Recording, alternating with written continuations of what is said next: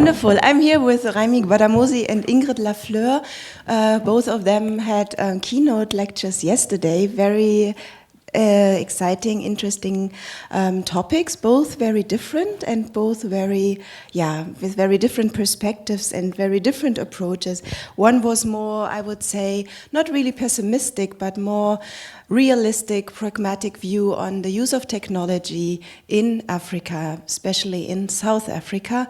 One was more perhaps optimistic and bright talk on the legacy and the presence and the future of Afrofuturism. But I think there are some interesting links between the two that we could address today. I have some comments, some questions, some further ideas I would love to talk about. But please, when you had listened to the talks yesterday or you know the works of Raimi and Ingrid, please raise your hand and just ask your questions in between. We don't have to monologize here, or we don't have to talk only to each other. And I can see you pretty well, so please, whenever you feel, intervene and come in as well.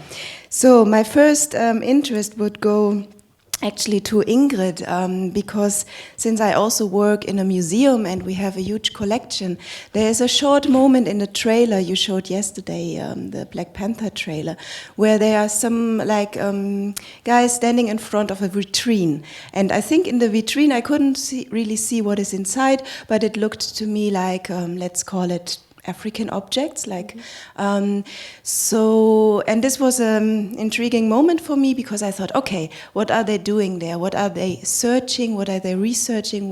Why do they stand in front of this vitrine? So my question or my interest is what is the role of the past in Afrofuturism, and how do you and the artist you presented and the movement in general, how do you relate to the past and of course the African past? And what role do objects play? And you also showed some performative moments where people also kind of shape their bodies in certain kind of dresses.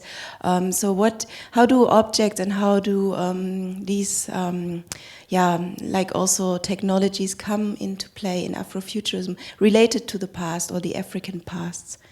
Yeah, I always thought that theme was really interesting. And then what you see is one of the characters, he's standing in the background, he also puts on a mask.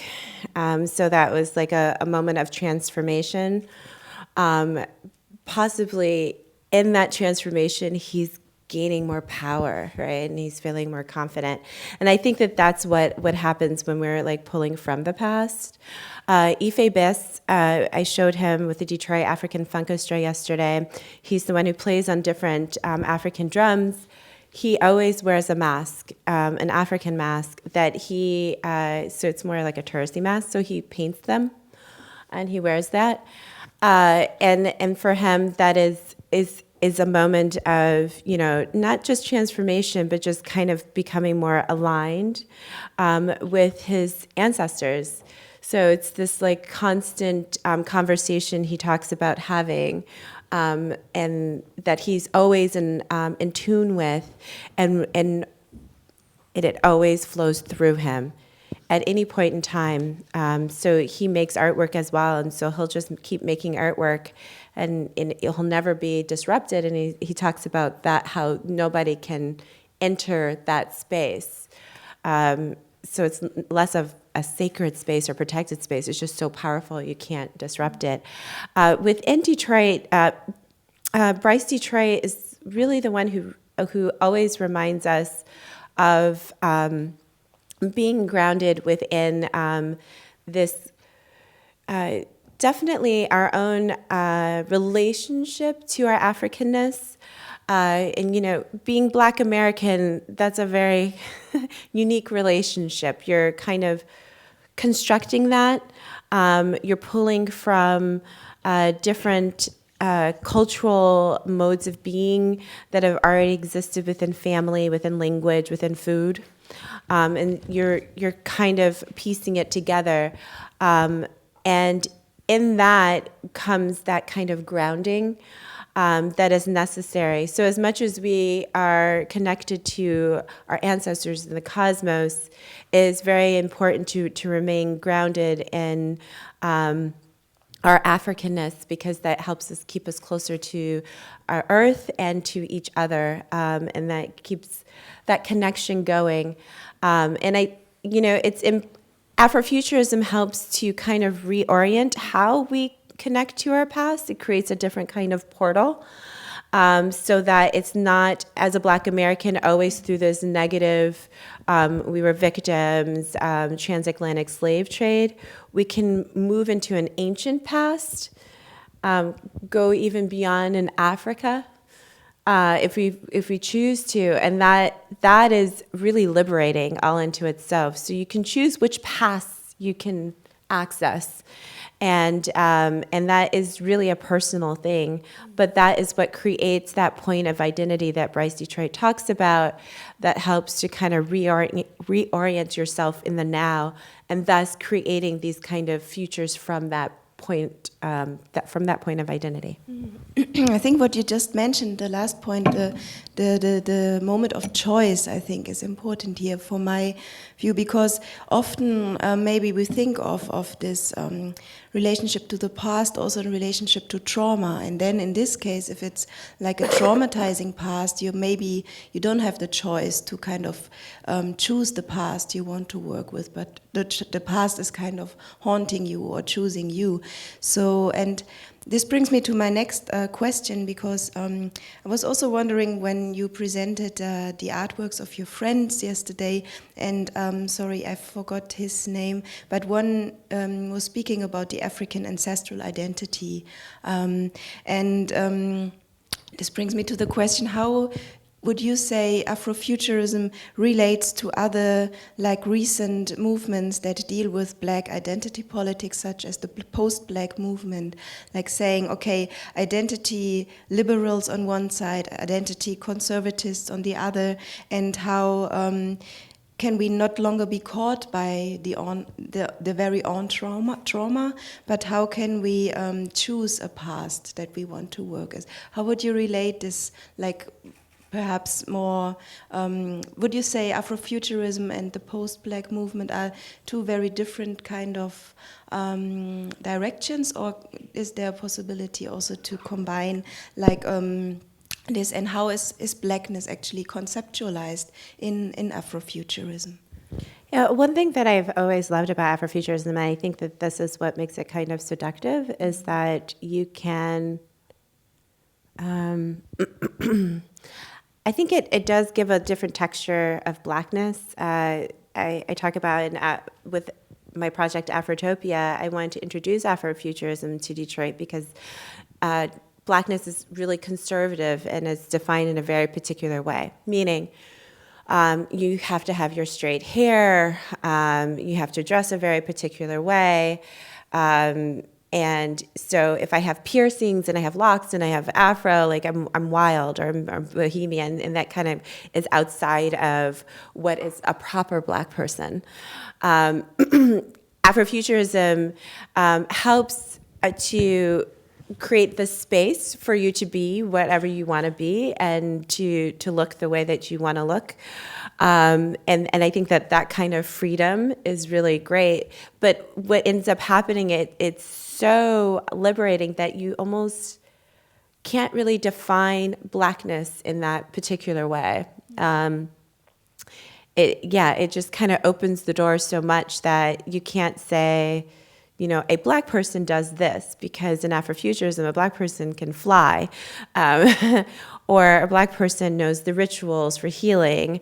A Black person will wear, you know, a man can wear a dress, and he can, you know, there's no rules. There's no rules. You can just do whatever you want and wear whatever you want, and that is why we love being within an Afrofuturist space, because there are no limitations placed on our identity, especially the way that we look or act and perform our Blackness. And so it's very difficult to define in that way.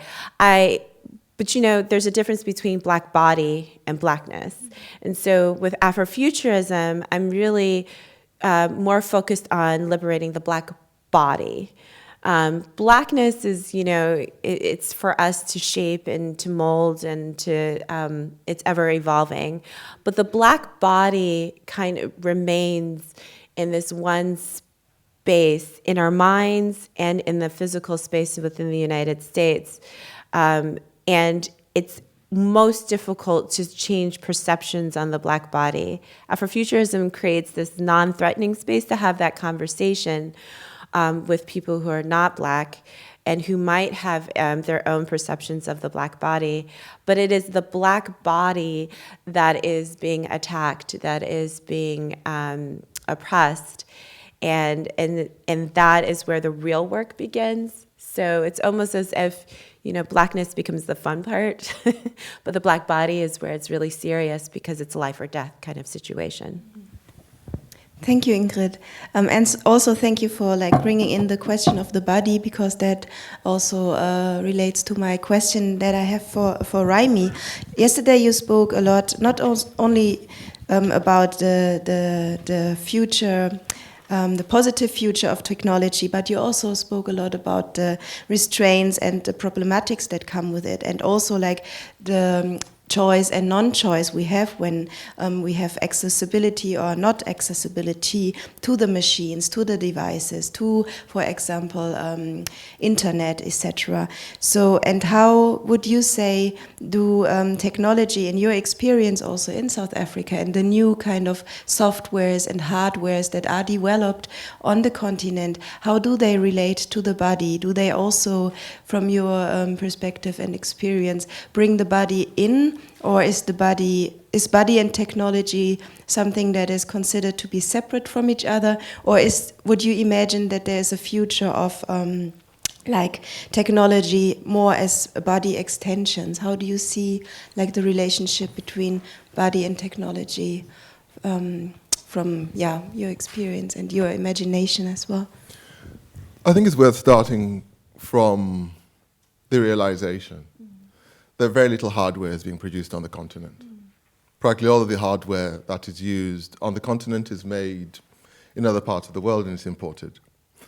Whilst there are, there are issues of software which is being developed, and there's no doubt about that, it is still being constructed within an interface that relies on the hardware, so that even if the thing works, and this often fascinates me, even when it does work, it works within a paradigm that didn't take the original, the consequential user into consideration. So I don't know who said yesterday about a server that will work without electricity. Now, of course, electricity exists on the continent, but anyone who starts out from a basic premise that this is going to be used in communities where it is highly likely that there will not be electricity at all, or that there are ants that run around and will get into the vent and will clog up your system in a matter of minutes, or that environments are not pristine, then this alters the way that the very thing itself is constructed from the ground up. Recently, I gave a talk in South Africa where I discussed the issue of the keyboard. The other language I speak is Yoruba, for instance. Yoruba also has 26 letters, but it has 2 O's and 2 E's and 2 S's. To use the regular keyboard is practically impossible. So even before you begin, your engagement with these technologies, they're already preset. And so that there is this, it is exciting on one hand to hear of what can be done. But effectively what is being done at the moment is a case of hacking, where you take one thing and you reform it to do something new. And hacking is, this has been the language and the form of engagement of the subaltern for throughout history. It happens in fashion, happens in language. After all, pidgin is a hacking of language, when you get down to it. So there is a level of, you want to return to the body. Well, if it's going to be about the body, then there has to be a complete redefinition of what technology is. Now the virtual or the digital is not the right or the domain of any one body on the planet. But unfortunately, at the moment, if we take it seriously, it is still being controlled. Even computer language at the moment is not, it's not. I mean, Ubuntu, for instance, allows people to write in their own language. But it does mean a complete redefinition of what this coding language is going to be. If you're going to code in English, which Fortran and all the rest of it in C++, and these are the ancient ones, but when you get, even HTML. HTML, which is literally, it's a markup language that relies on words. If your first language is not English, then suddenly writing HTML becomes quite difficult because there's already a level of non-familiarity that kicks in. When I've written in HTML, it makes perfect sense to me because my first language is English. So yes, the body and kind of the embodiment of technology does mean a complete shift. For me, I am not satisfied with this prospect that, well, we'll send you an empty case, and then you can put what you want into it. I don't want the case at all. I want something new. Thank you. I think this, beside all the excitements for possibilities and future technologies, I think this is extremely important point that we have to go into the epistemologies, into like the taxonomies as well, kind of into the script, not only like staying on the surface. And I think for a festival like this, to keep this in mind and also to go a step further, I think this is a very important like reminder. Thank you for this, Raimi. Any comment, question from the audience at this point? Yes, please. Can you? There's a microphone. Hello, thank you. I'm Deborah Solomon from Urbania Hoeve in Amsterdam. The city is our farmyard. I have a question about the extraction of the core components, minerals, but how this fits in the narrative, the minerals that are extracted to produce any kind of technology, like copper, and it's not a beautiful situation at all. It's the most dystopic thing that probably we can imagine, and the destruction of landscapes and bodies and lives. So how is there a place for that real now narrative, and can there be a future narrative which is much more positive, like reinventing that in a way that's less destructive of bodies, lives, and time and nature?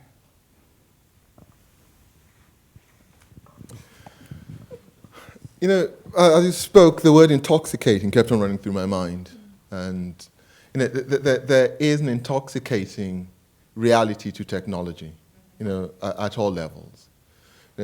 People queue outside shops to buy the latest phone. They're intoxicated. At the same time, as you point out, minerals and rare earth and all the rest of it are being dug up, which is also intoxicating, just not, it's a different kind of intoxication. For those who know, I grew up partly in Nigeria, and so I am somewhat interested in kind of the continuing issue of oil in the Delta region. And that's another kind of moment in history about the necessity of oil in order to push a particular type of technology. Unfortunately, this it is a continuation. I was almost tempted to say repetition, but actually it hasn't stopped. It is a continuation of a particular type of extraction. Now, one way of dealing with this is to become quite violent and to say, no more. Like, all of you, pack your stuff and go back to your part of the world. And when we're ready, then we can have an equal conversation.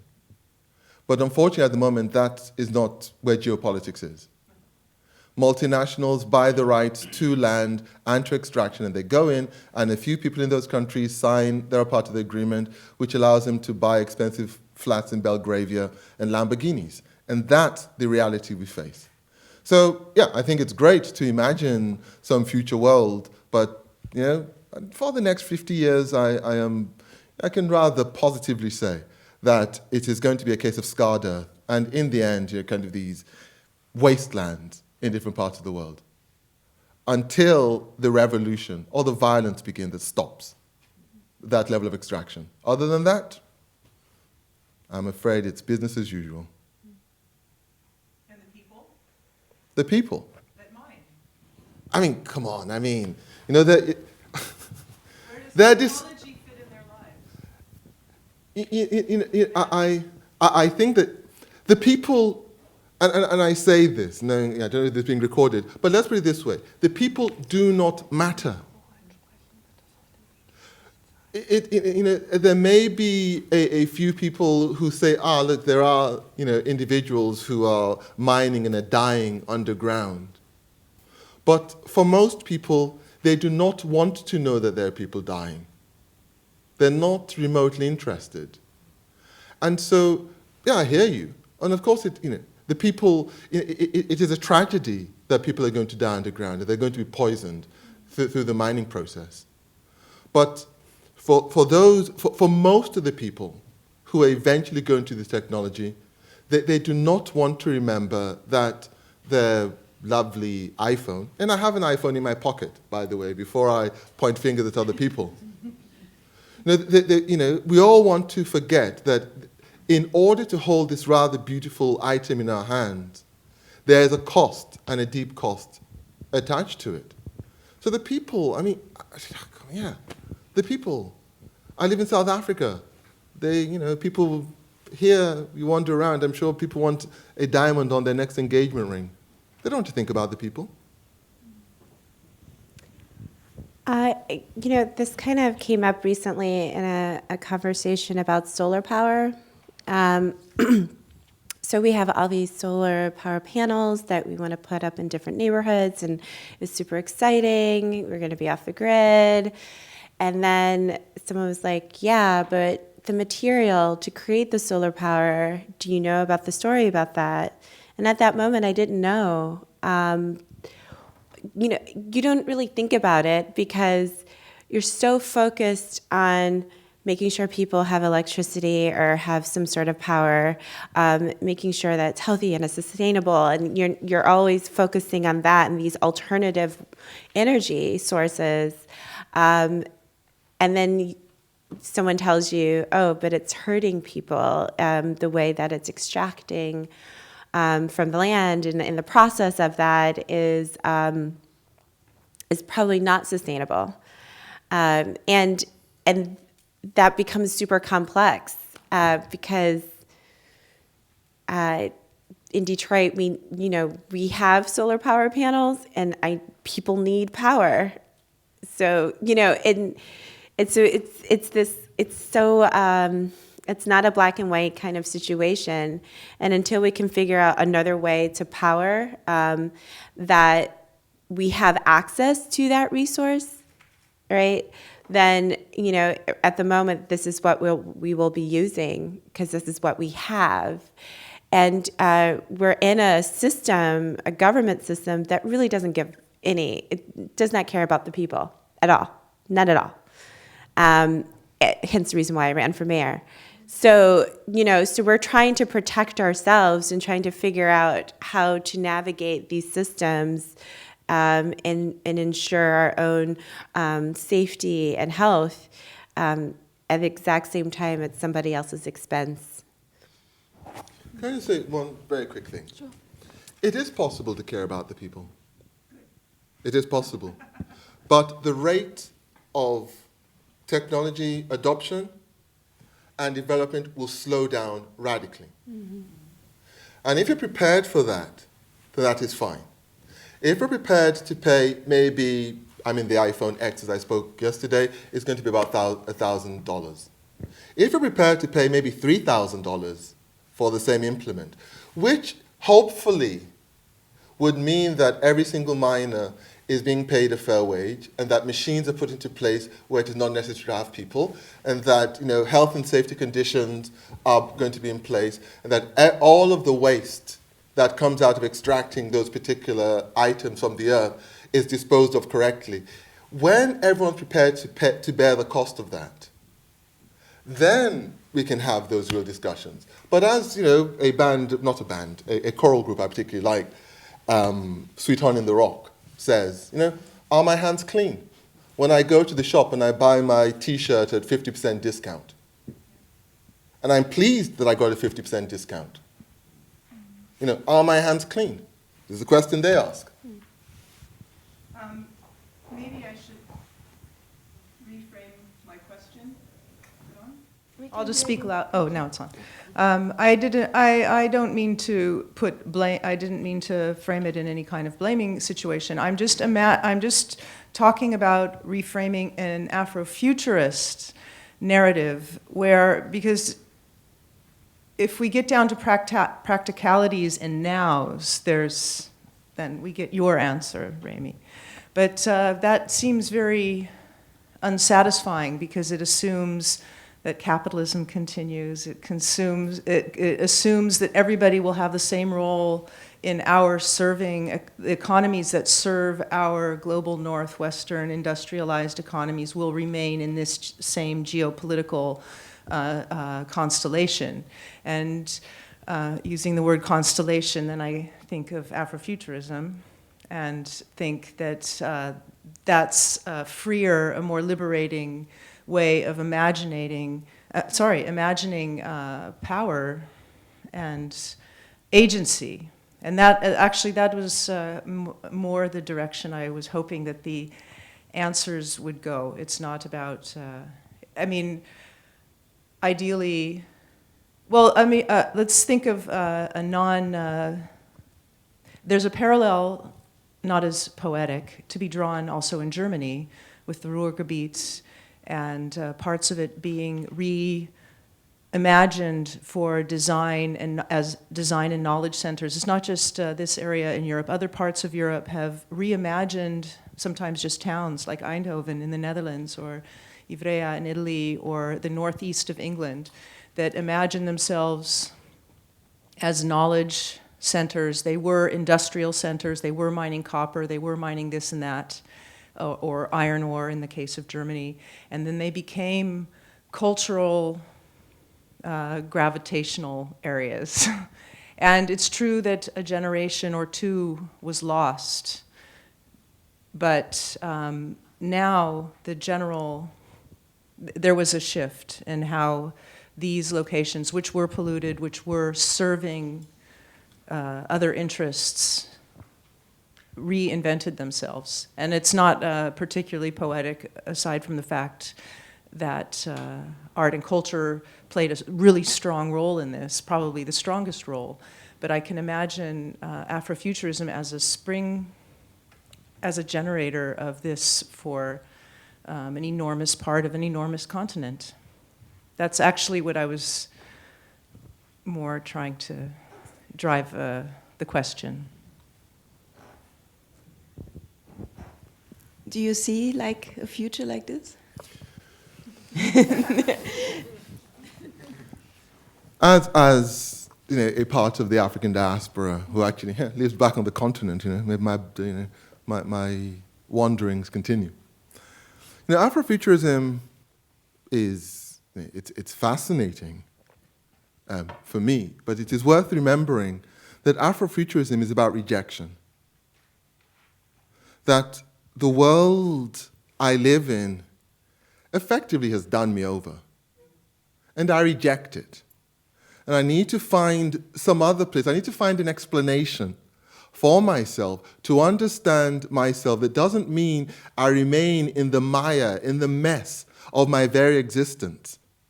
That is what Afrofuturism emerges from. And it is one thing to be interested in the way that Afrofuturism looks.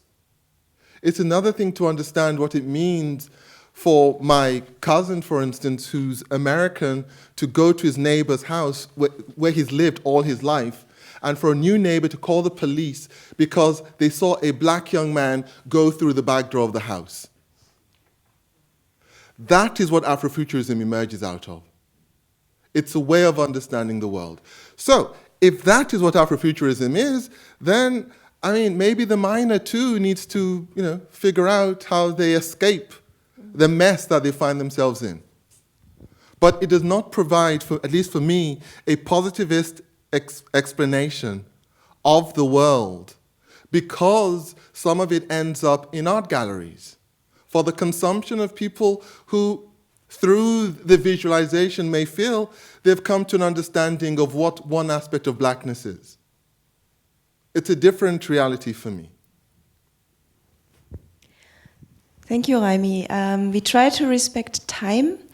Just one last short question to both of you. You can see if you want to answer or not. Yesterday when we came by car, we were playing a game in the car, imagining what kind of crime we would do if we would be able to make the world a bit better. So if you were allowed to do something, I mean, Raimi was like mentioning revolution before. I'm not sure if we need, I'm sure maybe we need some, but what would you do if you would have the power to do something that probably changed the world? A crime, I mean. Oh, a Something crime. illegal. I was illegal. Gosh. I mean, the crime that I was thinking of the other night was not going to change the world. It was just going to give me diamonds. But but I don't know if this is a crime. But I mean, the thing that I do work on is hacking government systems, and that's the thing that I do. It could be a crime for some people. But yeah, that's what I would do. I would change the government systems completely. Yeah. Or I am doing that. My crime also involves some kind of hacking. I would undermine the world banking system. Well, actually, I wouldn't undermine it. That isn't right.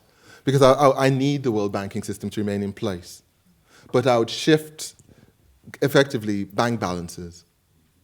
So suddenly, it is possible for people to use their money, to use their economies to do the things that they believe in. That's what I would do. Oh, and blow up like the credit companies? There are no good credit companies. Well, like Equifax and, well, one of them already got hacked, but yeah, we could shut that down. That'd be great. Oh, that's a good idea. Good Christians don't believe in credit, by the way. It's amazing how it so seems that it's all good Christians who now run the credit system of the world. But if you go and read the Bible correctly, usury is against the will of God for Christians. So all good Christians should not have any form of credit, which is why they shifted it over to the hand of the moneylenders and then vilified them for it. So I would get rid of credit. And even within those groups that were allowed to take credit, there was supposed to be a jubilee every 49 years that would eradicate interest altogether. And all loans should be erased, and everyone should reset, and we start over. So, banking systems, they're there for a purpose. But, as I said, that would be my intention, very, very clearly. And sustained, by the way. Or we could hack the budget and create a universal basic income. I see. This hopefully inspires all of us to think a bit more about what we could actually do. And I hope that little discussion here that we have to stop now, set the tone a little bit for this day, that we have to look critically onto the things we are talking about, but that we also kind of should rethink our own position and our own power maybe within it. Nevertheless, not forgetting the realities that we are all confronted with historically, economically, and also culturally. I would stop here and hand over to the next panel and wish you a wonderful day. Thank you so much, Nadine. Thank you.